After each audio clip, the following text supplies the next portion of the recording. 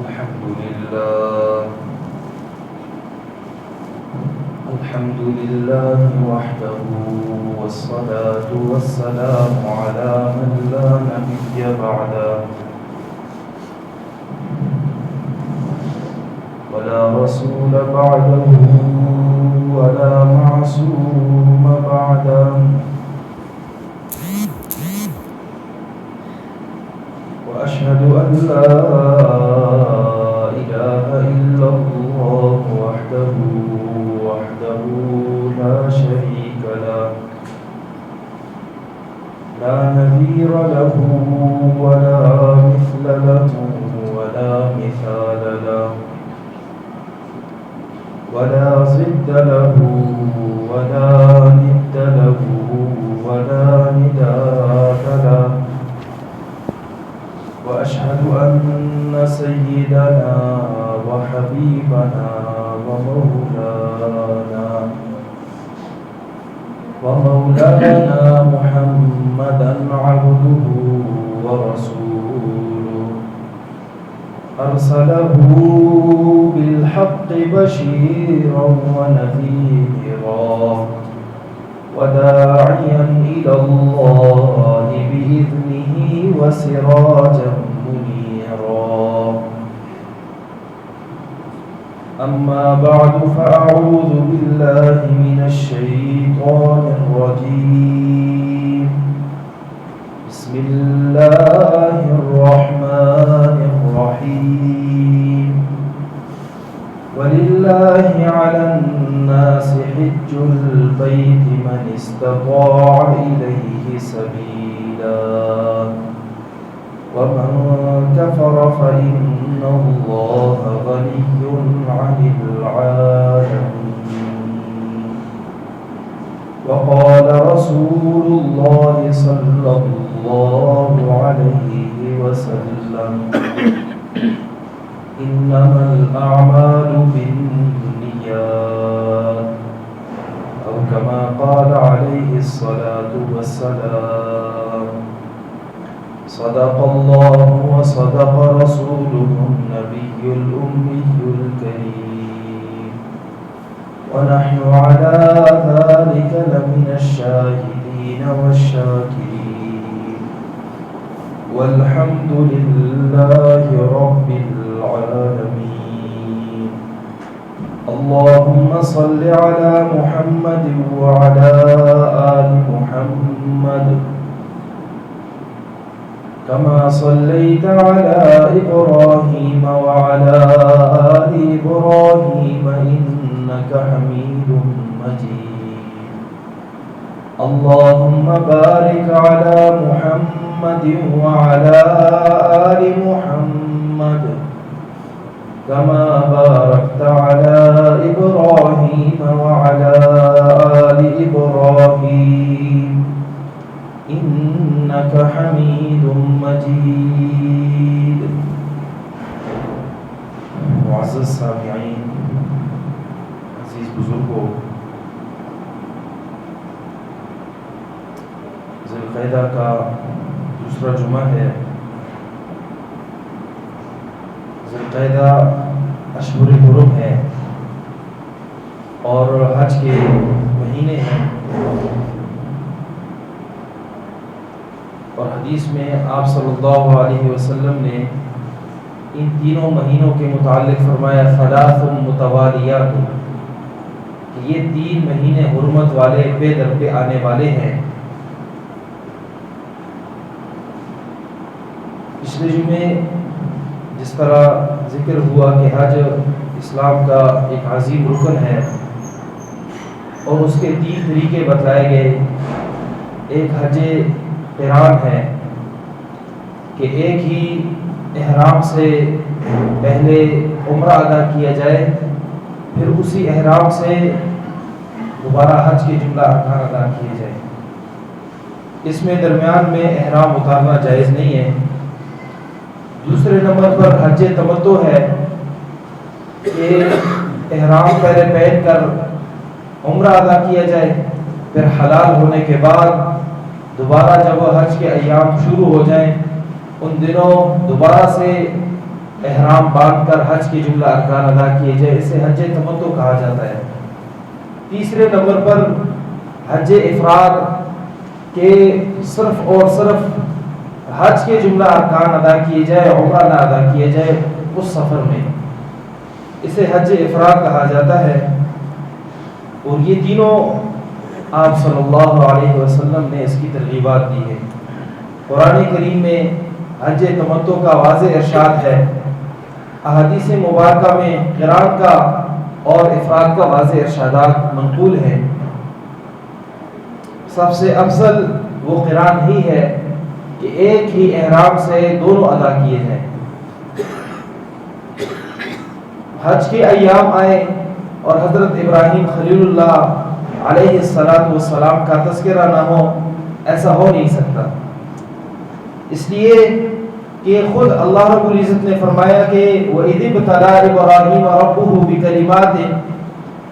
آپ کے رب نے آزمائش کی حضرت ابراہیم خلیل اللہ کی،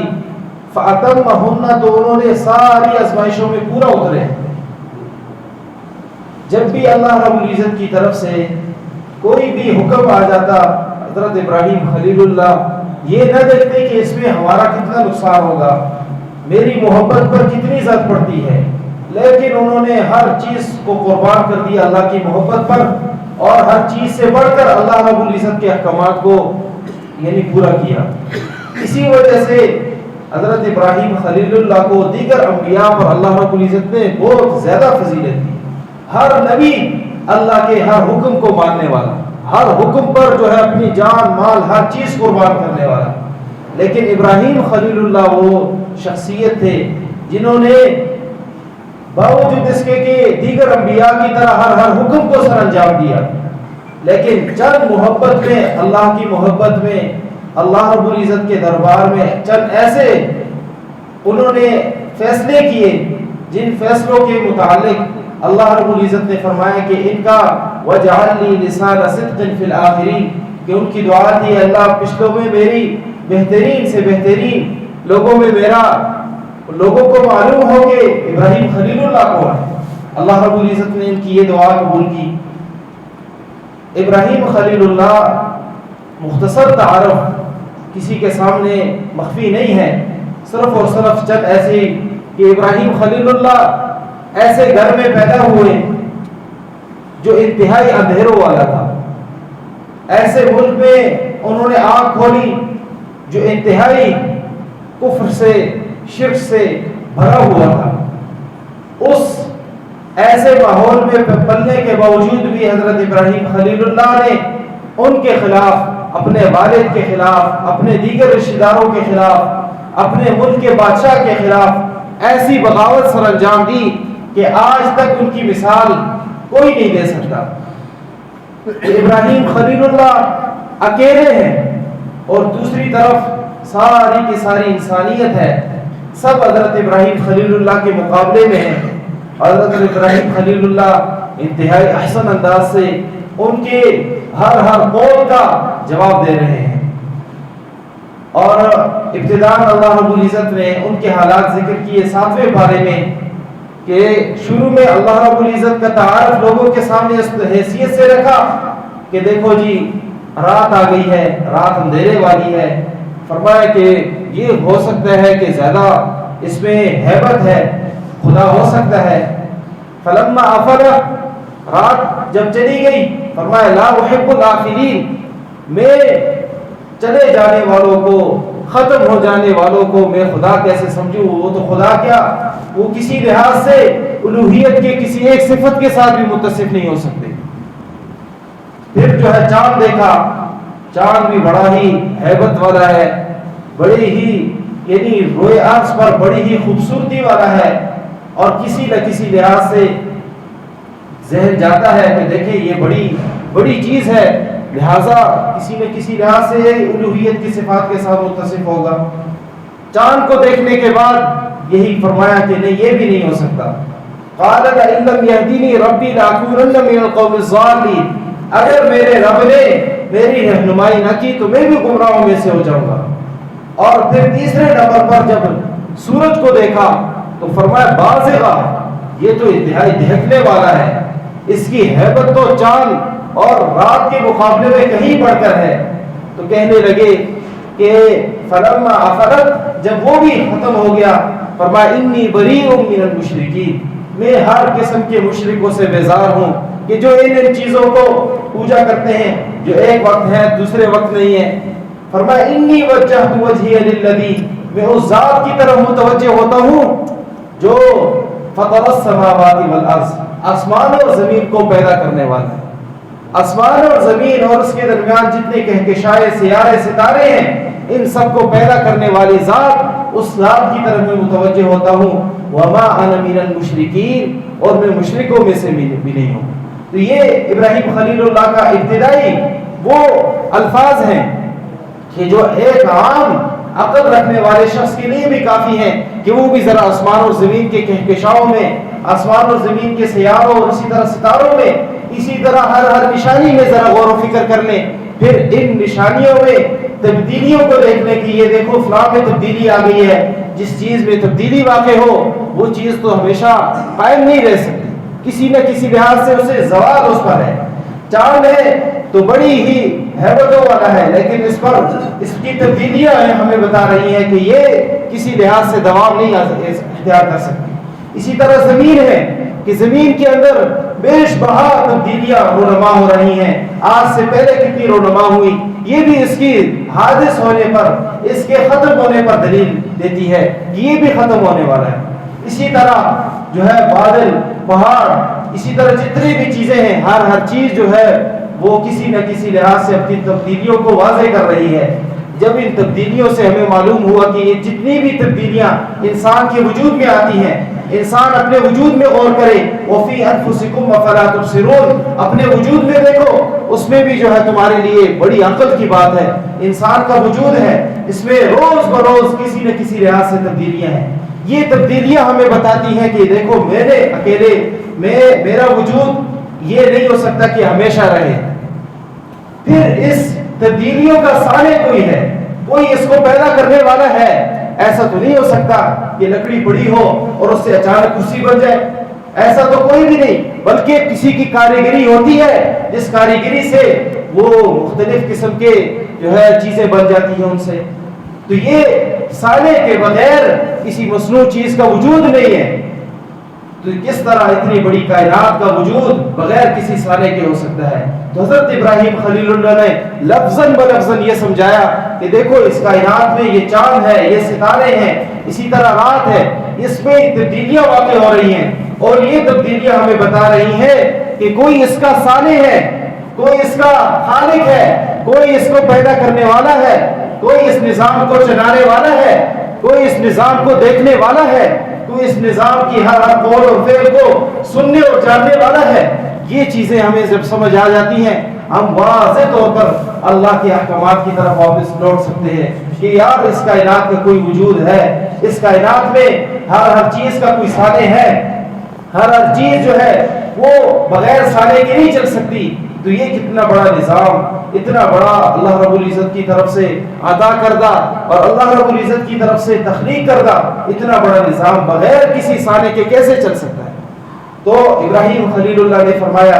انی وجہت وجہی للذی فطر السماوات، کہ میں اپنے چہرے کو ذات کی طرف پھیرتا ہوں جس نے آسمان اور زمین کو پیدا کیا۔ وما انا من المشرکین، میں مشرکوں میں سے بھی نہیں ہوں۔ قوم ان سے جھگڑنے لگی کہ دیکھو ہم سالوں سال ان بتوں کی عبادت کر رہے ہیں، ہم سالوں سال ان چیزوں کی عبادت کر رہے ہیں، اور آپ آج اختلاف نکال رہے ہیں، طرح طرح کی اپنی طرف سے باتیں نکال رہے ہیں کہ یہ خدا نہیں ہو سکتے۔ حضرت ابراہیم خلیل اللہ سے جب یہ کلام ہوا، وحاجہ قومہ قال اتحاجونی فی اللہ، کہنے لگے تم مجھ سے جھگڑتے ہو اللہ کے بارے میں جس اللہ نے سب کچھ پیدا کیا، فرمایا کہ ہر چیز کو اس نے پیدا کیا، اور حالانکہ اللہ نے سب سے بڑی بات کہ مجھے ہدایت دی، تم اللہ سے نہیں ڈرتے۔ ولا اخاف ما تشركون به الا ان يشاء ربي شيئا، میں تمہارے مشرکوں سے، تمہارے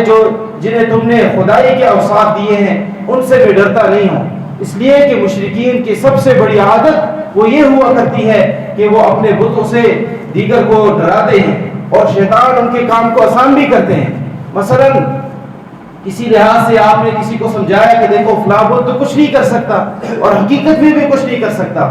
لیکن شیطان ایسے طور طریقے اپنا لیتا ہے جس سے انسان کے نقصان ہی نقصان شروع ہو جاتا ہے. جس طرح اکثر وارد ہوا ہے، کسی کو آپ نیکی کی طرف لائے تو وہ نیکی پر آمادہ ہونے کے بعد جب وہ نیکی کرتا ہے تو کسی نہ کسی لحاظ سے شیطان اس کے ایسے نقصان کو سر انجام دے دیتا ہے کہ وہ سمجھتا ہے کہ یار میں نے جو نمازیں پڑھی ہیں، جو میں نے نیک کام کیے ہیں، اس نیک کام کی وجہ سے جو ہے میرا یہ فلاں نقصان ہوا ہے. حالانکہ بات ایسی نہیں ہوتی، بلکہ شیطان اس کو فوراً اپنے شکنجے میں گھیرنے کے لیے ایسے افعال سر انجام دیتا ہے، اور اللہ کی طرف سے بطور امتحان ہوتا ہے کہ یہ بندہ مضبوط ہوا ہے یا نہیں ہوا. تو اسی طرح الا یشاء ربی سے حضرت ابراہیم خلیل اللہ کہنے لگے ہاں میرا رب جو چاہے وہ اللہ رب العزت کرنے پر قادر ہے، وہ اگر مجھے نقصان دینا چاہے تو نقصان بھی دے سکتا ہے، فائدہ دینا چاہے تو فائدہ بھی دے سکتا ہے. وسع ربی کل شیء علما، ہر چیز سے زیادہ اس کا علم جو ہے وسیع ہے.